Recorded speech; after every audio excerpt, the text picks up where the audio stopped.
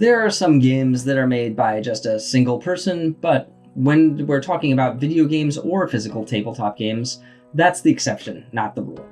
Most games are made with interdisciplinary teams, where the designer does play a key role, but has to interface with lots of other people. So that's what I want to talk about today. Who else is on a development team, what each of them does, and how to communicate and work effectively in a team environment with other designers in a design group, and also other people who are not designers, but still need input from design. So, way back in the beginning of the course, I talked about these roles. The game designers are the ones who craft the mechanics of the game, the ones that decide what we're going to build, and then design the content that goes in the game, like all the stats for enemies, items, layout of levels, and so on. Programmers take the designs and convert those into code so that the computer can enforce the rules of play. Artists provide the visuals, audio provides sounds and music. Production deals with making sure the project stays on schedule and on budget, and QA tries to find as many problems with the game as possible so they can be fixed by the designers, programmers, artists, and audio people before the game is released.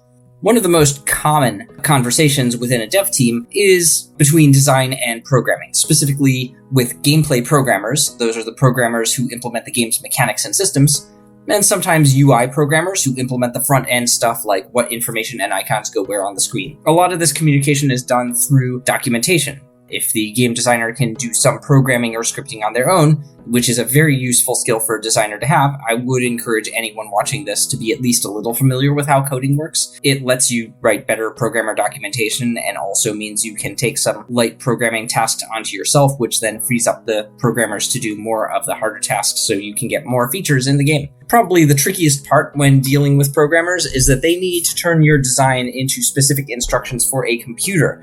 And computers don't think. They only do what they're told to do. So the more you can describe to the programming team exactly what you need the game to do, the better. In particular, you definitely want to take anything that requires human judgment and remove that from your docs and replace it with exactly how to make a decision. So for example, if you're explaining how to choose initial positions that players spawn into in a multiplayer deathmatch map, and you want them to spawn in randomly but not too close to each other, well, saying not too close is kind of vague. How close is too close? How do you even measure closeness? For example, if two players are on opposite sides of an impenetrable wall, they're close in the sense that their screen coordinates on the map are close to each other, but if they have to walk a long distance to get to the other side of that wall, they might not be that close in practice. So you need to define these things very exactly.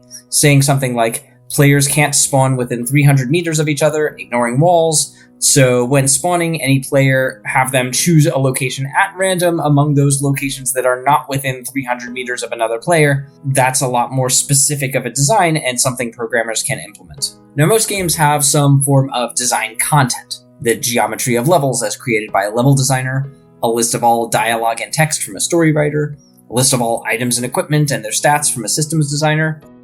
Maybe you'll initially design these things in Word or PowerPoint or Excel or some other program, but how does that content actually get into the game itself? Does someone have to take it and copy it or convert it from one format to another?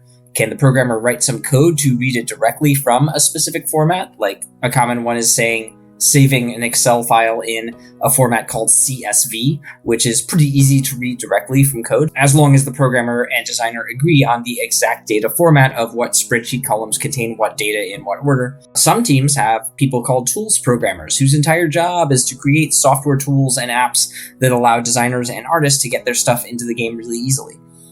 So as soon as you know what kind of content needs to be in the game, you should be having this conversation with your programmers to figure out what format you should put things in that minimizes the amount of time spent both by programmers and designers as much as possible. And this is what I mean by a pipeline, the method of how content gets into a game defined as a process. And this process may have multiple steps, each done by different people. And yes, there will also be an art pipeline and an audio pipeline for those assets getting into the game too. Those should also be discussed early. This is a game design course, so I wanted to focus mostly on design stuff here. Usually, if there is a trade-off to make here, in terms of having a design pipeline that's more focused on having designers do more work or programmers, generally you want to do it in favor of making the programmers' lives easier, even if it adds more tasks for designers, because programming is usually the bottleneck for game projects, unless your team composition is really weird. And lastly, especially if you don't have coding experience yourself. Prepare yourself for a programmer to come back to you with a design you gave them and saying, I can't code this, or this can't be coded is usually what they'll say. Either they don't know how, or they do know how, but it's a really difficult task that will take too long. Usually there are multiple ways to design a system to meet the design goals of the game, and some of those ways are going to be easier than others to code. Know where you can be flexible and where you can't.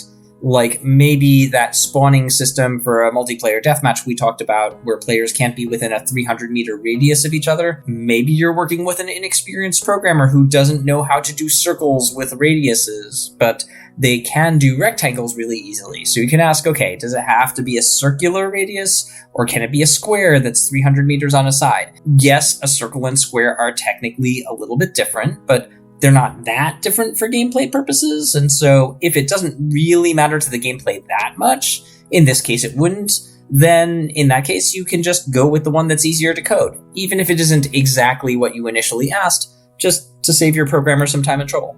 So for the artists, unless you're an artist yourself, a lot of times it's just easier to let your artists figure out what things will look like. You will need to give them a list of art assets that are required for the game, and this is also something you will want to be very specific about. Like if your game has enemies in it, you'll probably need art for every enemy. So don't just say, I'll need art for all the enemies in the game. Give a list of all the enemies, the specific ones, so that they know how many there are.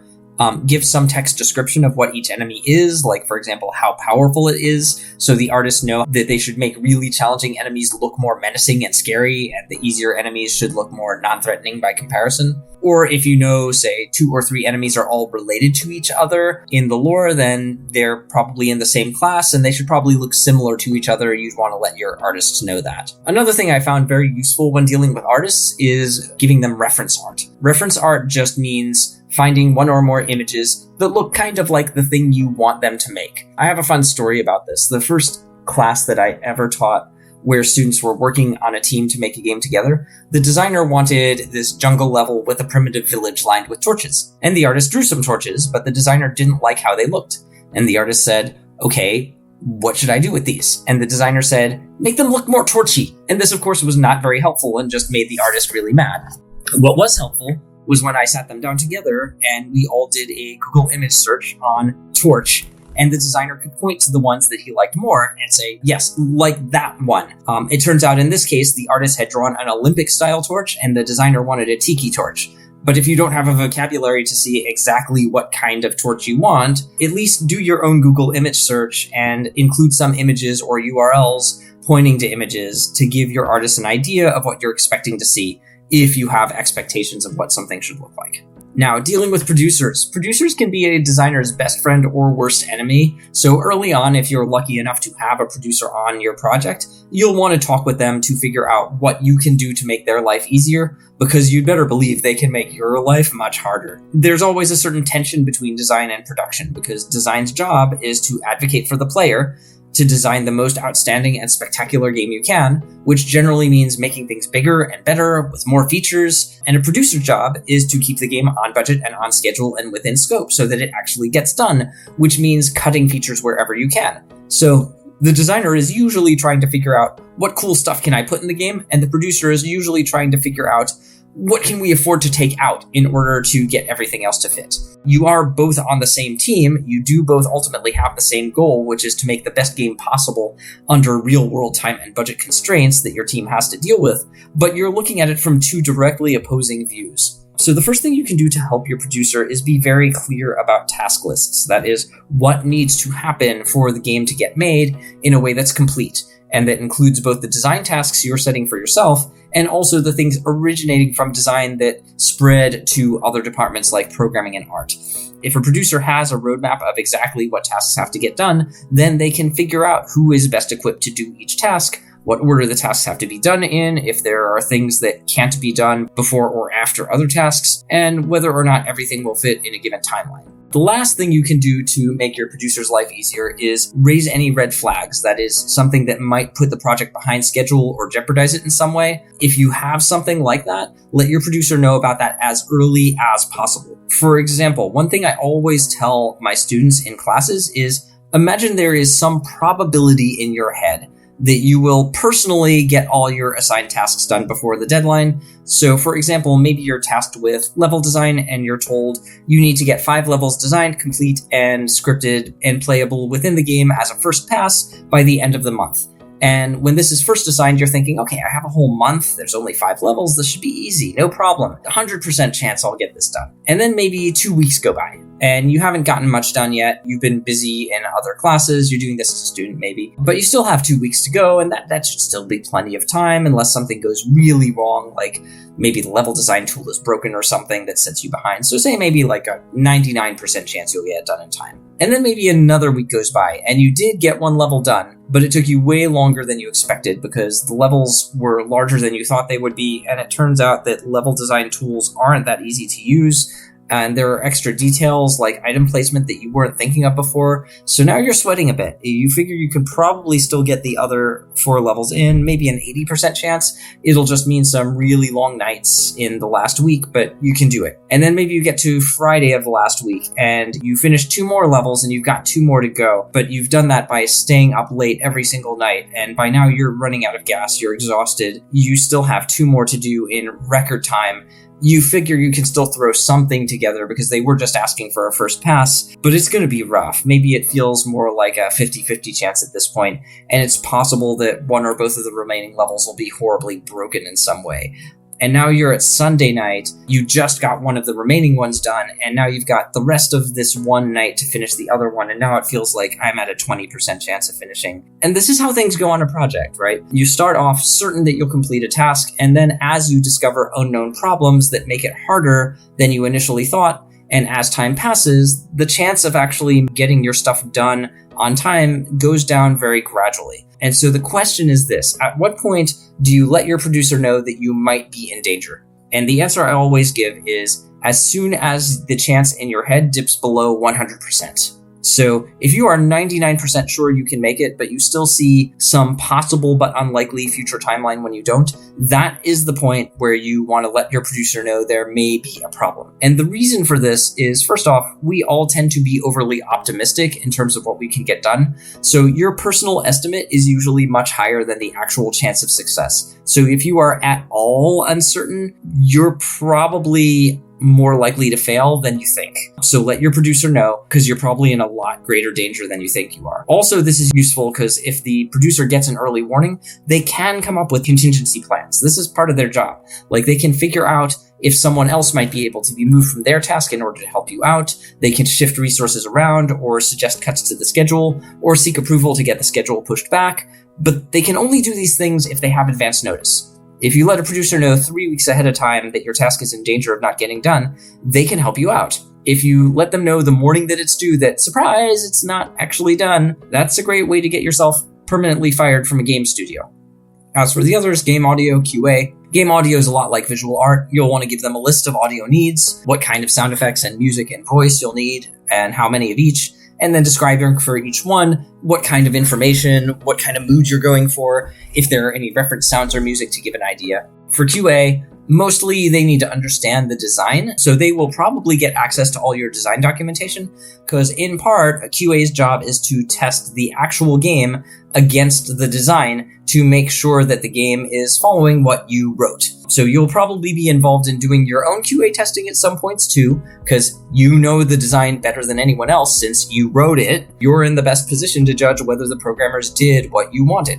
Now, keep in mind that because of the conditions they're under, QA will tend to be a bit more negative and surly and salty about the game, so they might be calling attention to problems that actual players won't even notice.